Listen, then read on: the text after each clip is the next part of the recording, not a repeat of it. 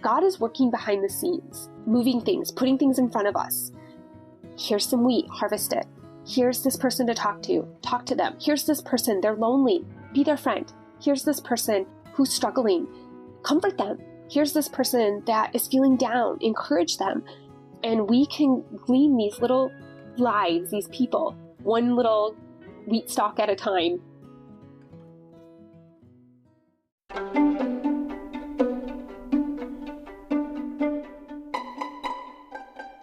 Welcome to this episode of The French Press. Let me pour you a cup of coffee while we talk about intrigues of faith, pages we've dog-eared, and the life in between on The French Press. Welcome back to The French Press, where we talk about books I've read, intrigues of faith, and the life in between. Today, we're going to go back to Ruth. I believe we left her headed back to the Promised Land. If you're unfamiliar with the story of Ruth, you should read it in the Bible. It's a really short, true story, beautifully written. You could read it in one sitting. And if you're kind of a little lost in what we're talking about, go back and listen to the last episode because they're going to build off each other so you can catch up on how Naomi ended up in a foreign field and kind of where she was at with God. She was struggling with bitterness, struggling with her choices, struggling with her losses, and how God was drawing her back to the Promised Land in using Ruth and Naomi to help each other as they would journey back. And we're also going to wrap up a book I've talked about quite a few times called Mrs. Mike by Benedict and Nancy Friedman. I actually did a little bit of research on this book. I didn't plan to talk about it as much as I have. So I did do a little bit of research and discovered that, I think it was written in the 30s or 40s, was sort of considered a classic a little bit in its day and was pretty popular and well read. I found lots of covers, so it had several printings. I thought it was a little trickier to get than it was. I do assume it's out of print, but it looks like you could get old copies. And I think I've said this before, and I'll say it again. This book made me feel a lot of things. I loved it and I hated it. It made me laugh. It made me cry. It made me outraged. So I always think that's good writing, right? Like if a book can make you feel a lot of feelings, it's well written and it's a really interesting story. And I enjoyed reading it. I looked forward to reading it. I read it out loud to my son and we really did enjoy the book. And so I do recommend it, but always with that caution of there's a lot of hard things in this book, a lot of things I don't agree with or I don't like, but also just a lot of little snippets of life and the way things feel and what it would feel like to go off and live in the wilderness like this young girl did. So in one of the past podcasts, I talked about how Kathy, she's our main character, married a Mountie and went out into the Canadian wilderness and lived a very hard life, difficult in its isolation, in its lack of supplies, in its hardships. We could easily take this into ideas of faith, that sometimes we go through wildernesses with our faith, with our relationship with God, with our spiritual growth. And sometimes we really struggle the way Kathy did, and we experience losses and we experience triumphs and we see suffering and we see joy and just all these experiences. And as a side note, I'd like to apologize for my voice. I'm having some sinus issues and I thought, well, I won't record today because my voice sounds even worse than normal. And yet I felt like I was supposed to because I don't know, when I was doing my prayer time and my devotional time, just a lot was coming to me. So I'm going to record this. Every time I do these, I think, well, I just won't publish it and it takes all the pressure off. So we'll see if I publish it or not, or if I re-record it. And I spend a lot of time trying to get my mic set up and work with the sound and then to be battling my voice on top of it feels crazy. But often I think when we're called to do something, sometimes it feels like everything's stacked against us. And that could be attacks from the enemy. It could be just our own flesh, wanting to not do difficult things. And I know God can work through a rough voice and not a great microphone and not an ideal setup. But it does feel like things are a little more stacked against me today for at least my voice quality and my sound quality. So I apologize for that. Hopefully you can still get something out of this. So back to Mrs. Mike. So Kathy has gone out into the wilderness. She has experienced really difficult things, like the most difficult things. And she's feeling really defeated. And she's feeling like she wants to return to Boston. She wants to go back to her family. She wants to go back to civilization. And she figures out a way to do this. And she decides to take it. She tells her husband, I have to go back. And he lets her go. And she returns to Boston. So we go with Kathy back to Boston. And there's this relief in her going back. You know, as you're reading it, you think, yes, get out of the snow. Get out of the wilderness. Go back to civilization.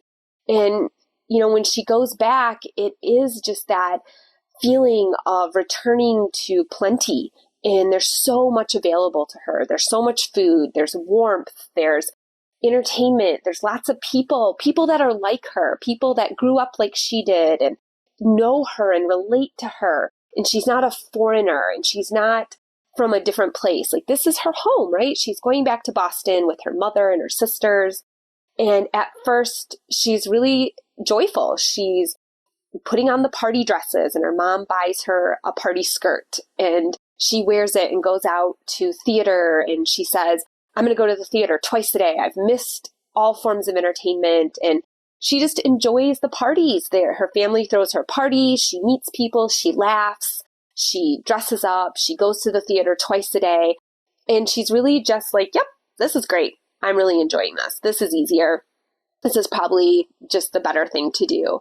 And one day she decides to go for a walk and she kind of goes for a long walk in Boston and she finds herself out in this sort of beautiful area, beautiful neighborhood with these huge mansions and they're just really lovely. And she's really thirsty. And in this time period, it wasn't like you could jump into a little convenience store or gas station and buy a bottle of water. There really wasn't that option. And she is very thirsty and she thinks to herself, I have a long walk home and I need a drink. So I'm going to go to one of these houses and ask if they'll give me a drink of water. And she says these houses are even hard to get to because they're set back and they're gated, but I'm going to do it. So she walks down one of these long driveways and gets to this mansion of a house. And I think she goes to the side door and asks the butler or whoever answers, I'm out on a walk. I'm really thirsty. Can I have a drink of water? And he kind of looks at her like, oh, no, we don't do that. We don't give out drinks of water. Like the owners of this house, my bosses, they wouldn't like me giving out water to you. And she's taken aback by this. And it's a very startling moment for her where she thinks back to the empty cabins. And I talked about this in a previous podcast, so you'll want to go back and listen to that part. But she talks about how people left their cabins open to people and they were available and they left them food and firewood. And they said, no, come in and stay here. If you're journeying and you're tired and you're hungry and you're thirsty, come into this house and use it. And here she was at these giant mansions that had so much to offer and give, and they wouldn't even give her a drink of water. And that struck her. And of course, it struck me. And I thought, yep, how often do those of us that have the most, we get stingy with it. Well, I need all this. I need all these resources. I have to stock up all this food and I have to have all this time and I have to have all these things. And those of us, I think, who have less or have little, we don't hold on to things that way because we don't have those things to hold on to. We just have a simple cabin and you're welcome to use it. And these other people had these beautiful mansions and they wouldn't give out a drink of water. And it just makes you think about life and what are we willing to share and what are we willing to give up? I think my guess would be for a lot of us, it's time. Our time is so precious. We don't get time back. And maybe we just feel like, I don't have time to give to the Lord. I don't have time to give to the kingdom. Sure, I can give some money to some missionaries or throw some dollars in the offering plate. And sure, if someone asks me for something, I can probably give it to them. But what if they need your time? What if you're feeling like I'm working, I have a family, I do a couple social things, and that's it. That's it. I'm filled up. And maybe the Lord is asking, is there someone you could pour into? Is there someone who's lonely or struggling or needs your time? And can you make room for that? I would say most of us live in probably pretty nice houses. I've talked about how tiny mine is. I might qualify as a tiny cabin at this stage in my life, but mostly we have lovely large homes and we have all the food and water we need, and we have all the resources we need for the most part. And sometimes I think that makes us sort of button up the hatches, right? Like, let's defend this stuff. I got to keep this what it is, instead of opening it up to people who maybe need your time. They need your kind words. They need your guidance. And maybe they do need our money, and we could buy them groceries, or we can clean their house, or we can help them figure out their finances, or wherever our gifts lie, we can help people with those. But if you're anything like me, we tend to get wrapped up in our own little world, and it's hard to make time for the unexpected guest, right? If someone drops by and is like, I need a drink of water, are you willing to say, oh yeah, let me get you one? Or is it like, ooh, that's inconvenient to me? So I've just been thinking about this with my time and my plans and what I thought I had planned for my life and what I thought my life would look like and my dreams and my aspirations. And what if God's like, actually, I want you to be over here. I want you to do this instead of that. I really thought I would be doing more with writing, and I find myself doing more with this podcast. That's very surprising to me. That is not what I thought this would look like. And I don't know what it looks like long term, but it is surprising sometimes how God reroutes us and calls us to things that we maybe don't feel called to.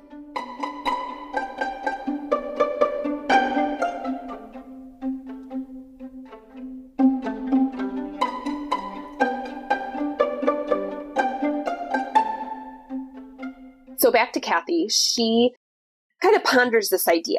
This is interesting to her, that the people in the wilderness were so willing to help each other, and they really do. This is something you love about the community as you read it, is they really come together and help each other and handle the struggles and challenges, because it is a struggle to live in the wilderness like that.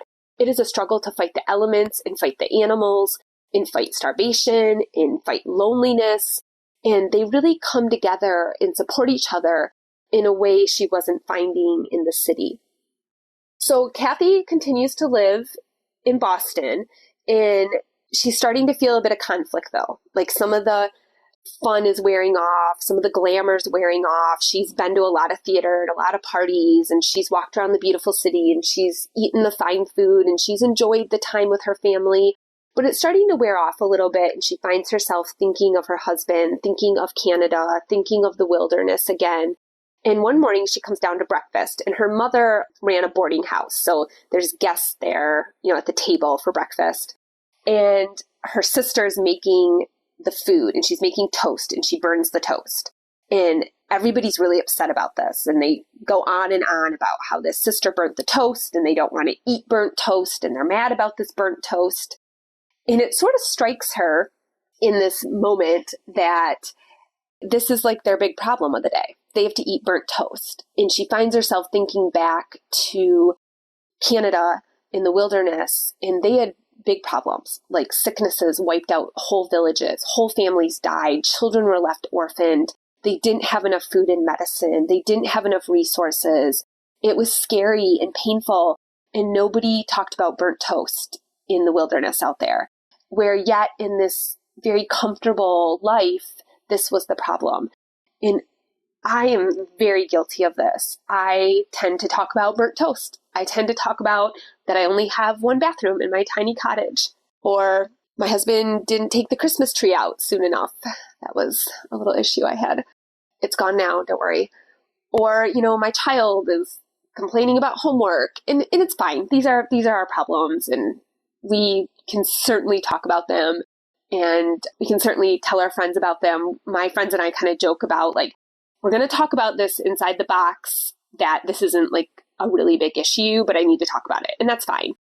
But if it becomes the whole conversation, if it becomes the outlook is that my house is too little, or we don't travel enough, or I didn't really want to live here, or I don't really want this job, or I really wish we had this thing, then it becomes a problem, right? Then it becomes the burnt toast because, we don't have the really, really big problems. And some of you do. Some of you have the really, really big problems.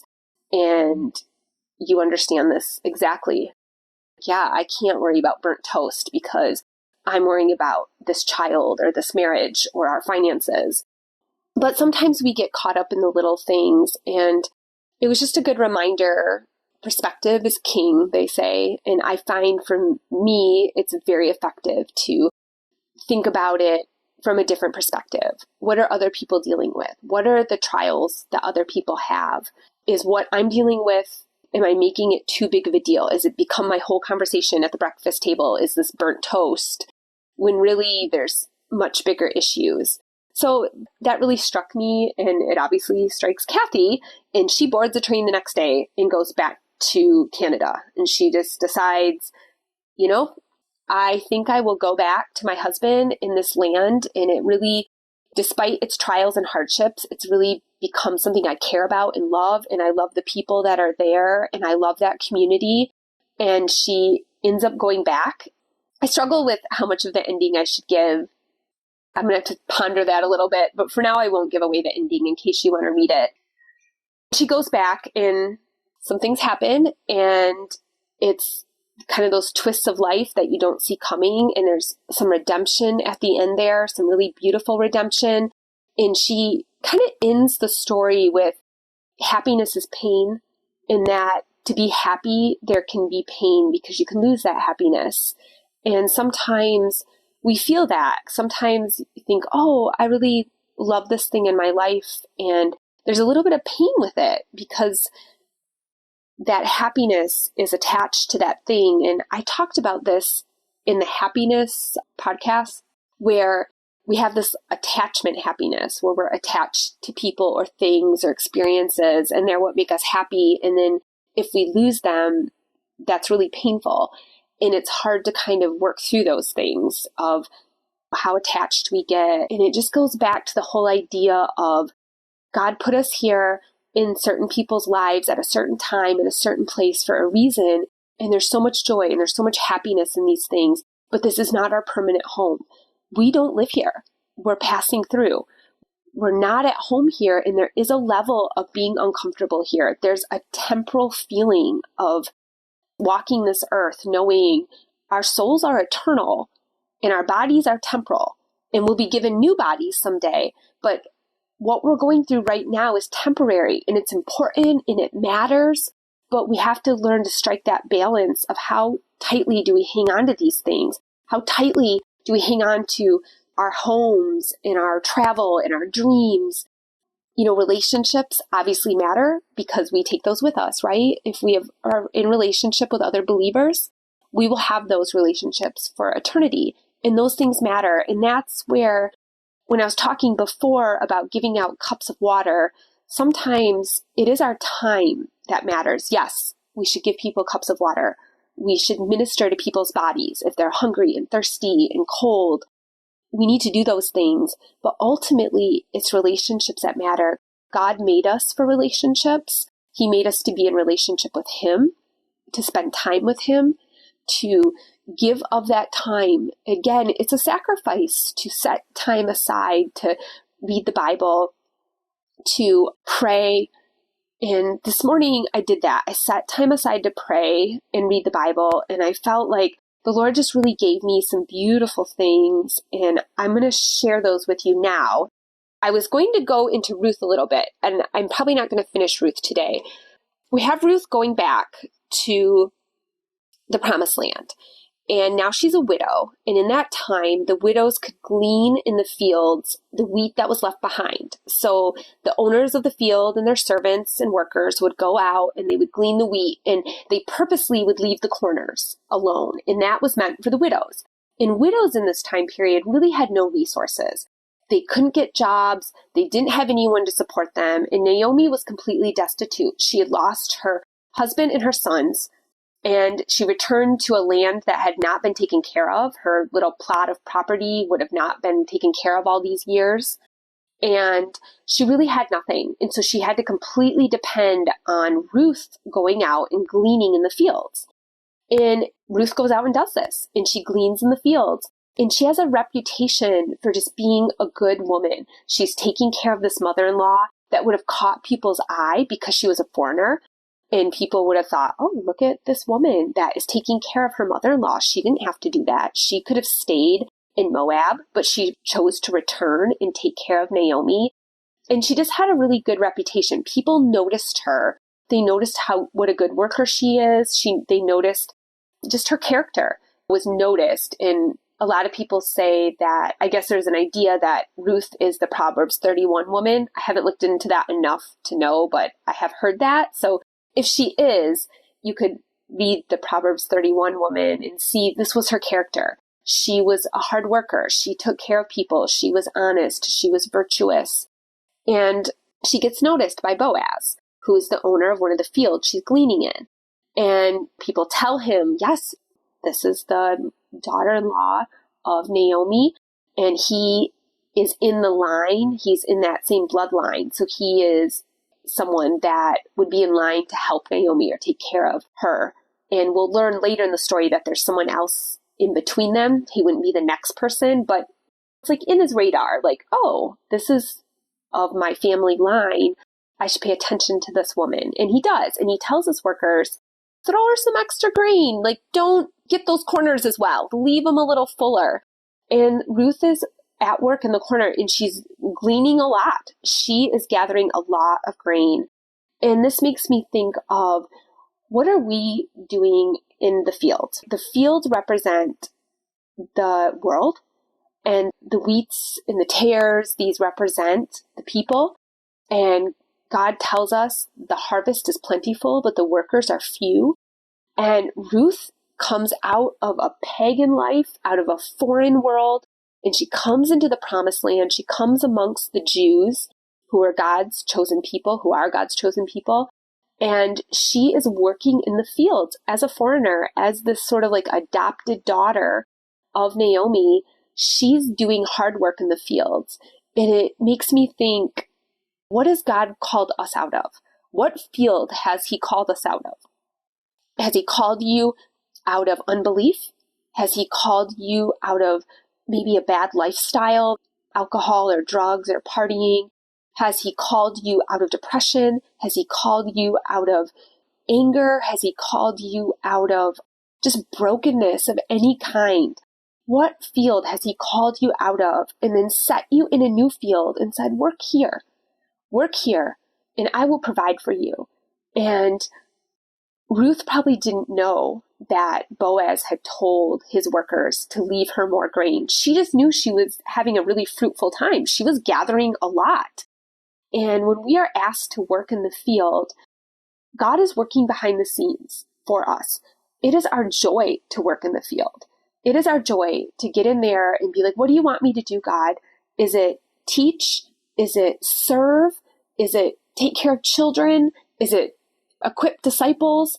Is it talk to people at work, or just live this different lifestyle that people can see? There's so many ways we are called to glean in the field. And God is always working around the scene and moving things, putting things in front of us. Here's some wheat, harvest it.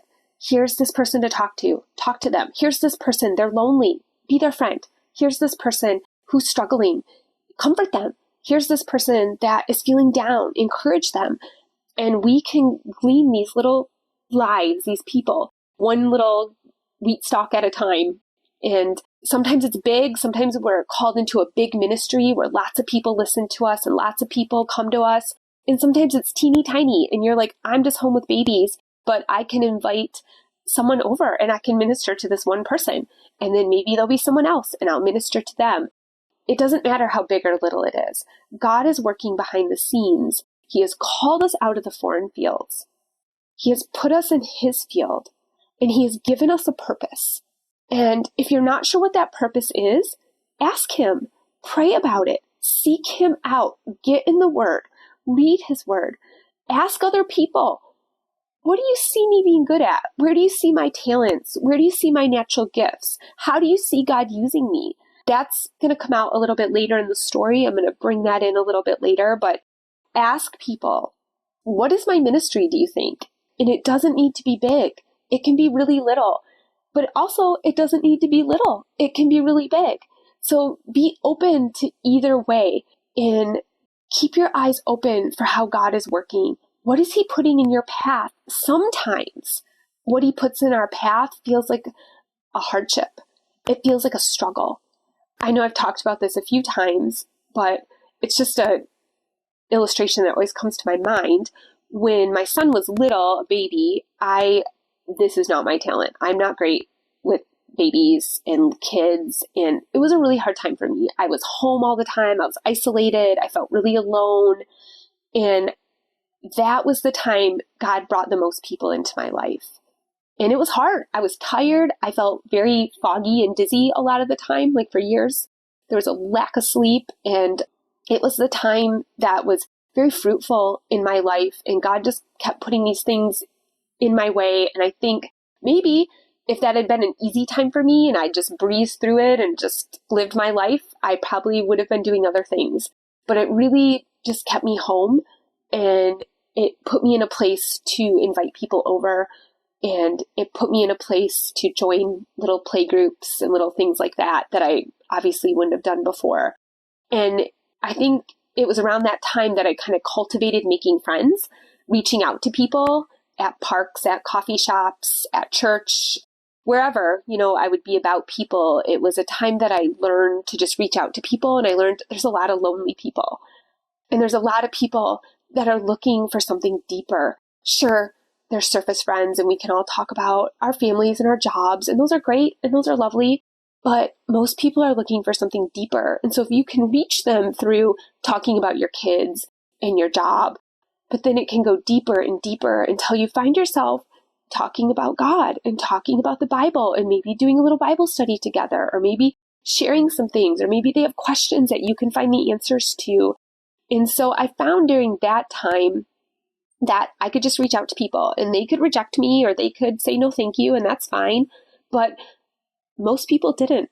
Most people were like, yeah, I'd love to get together. Let's meet at a park and the kids can play and we can talk about these deeper things. Or maybe it's at work and you can say, hey, want to grab lunch one day this week, and just see if it goes deeper.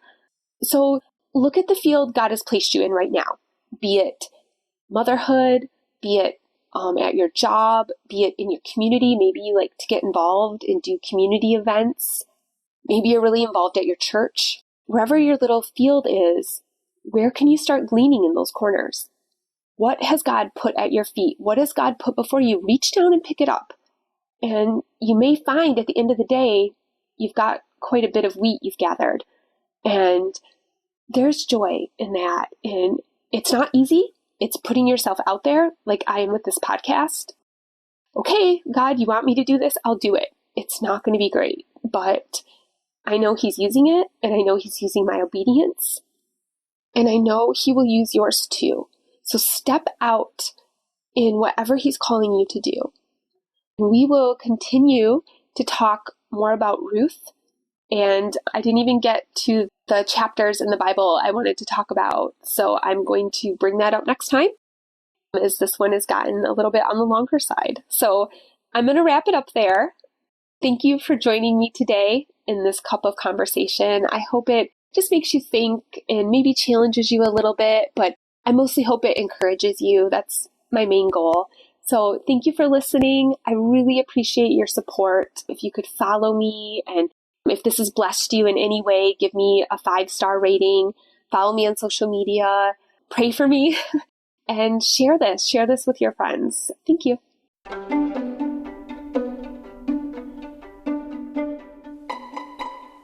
I'm so glad you joined me today on the French Press. If you liked what you heard, you should follow me. That way you'll get all the latest episodes. And if you wouldn't mind taking a minute to rate the show. Also, if you'd like to follow my blog, The Demi-Tasse Drafts, I have a link below in the show notes. Follow me on Instagram and Facebook. Anytime you can leave a like, comment, reshare a post. All these help my ministry get more traction. The most important thing you can do is pray.